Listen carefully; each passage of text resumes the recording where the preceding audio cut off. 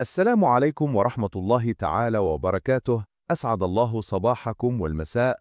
1. سجل ماسا وتافيلالت مهد الحضارة التجارية في المغرب الأقصى. تعد سجل ماسا التي تأسست في القرن الثامن الميلادي إحدى أبرز الحواضر التاريخية في المغرب الأقصى. كانت عاصمة لتافيلالت وقاعدة للتبادل التجاري مع إفريقيا جنوب الصحراء. بفضل موقعها الاستراتيجي على وادي زيز، تحولت إلى جسر يربط شمال المغرب بالجنوب الإفريقي عبر القوافل التي حملت الذهب، الملح، العاج وريش النعام. أما تافيلالت فقد ظلت عبر العصور واحة زاخرة بالخصب ومنطلقا حضاريا مهما لعدد من الأسر العالمة والقيادات السياسية التي أثرت في تاريخ المغرب. 2. واحة درعا معبر القوافل إلى الصحراء. واحة درعا الممتدة من أكيدز إلى محاميد الغزلان كانت بمثابة الطريق الملكي للقوافل التجارية الكبرى. القوافل كانت تنطلق من سجل ماسا وتافيلالت وتعبر درعا نحو تمبكتو، غاو وكانو في أعماق الصحراء الكبرى. هذا الطريق لم يكن مجرد معبر اقتصادي، بل كان أيضا ممرا ثقافيا انتقلت عبره العلوم الإسلامية والمخطوطات والأفكار الصوفية. 3. الزاوية الناصرية في تمكروت القرن السادس عشر ميلادي كمنارة علمية وروحية كبرى. أسسها الشيخ محمد بن ناصر الدرعي، فأصبحت محطة استراتيجية للقوافل وملجأ للتجار والمسافرين.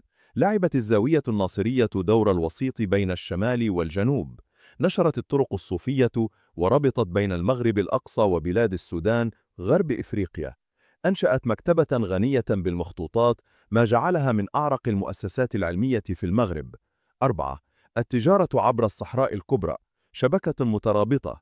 كان اقتصاد المغرب الأقصى مرتبطا ارتباطا وثيقا بتجارة الصحراء الكبرى. من المغرب انطلقت سلع مثل القمة، النحاس، الخيول والكتب. من جنوب الصحراء وصل الذهب الذي شكل أساس ازدهار سجل ماسا، إضافة إلى العبيد والعاج. الملح من مناجم تودين شمال مالي كان سلعة استراتيجية تقايض بالذهب. 5. أثر هذه العلاقات في التاريخ المغربي والإفريقي. أسهمت هذه الحركة التجارية في غنى المغرب الأقصى مادياً وثقافياً. ساهمت في نشر اللغة العربية والعلوم الإسلامية إلى مناطق شاسعة من إفريقيا جنوب الصحراء. كانت سبباً في بروز دول وإمبراطوريات قوية مثل المرابطين والموحدين، الذين اعتمدوا على قوة هذه الطرق التجارية.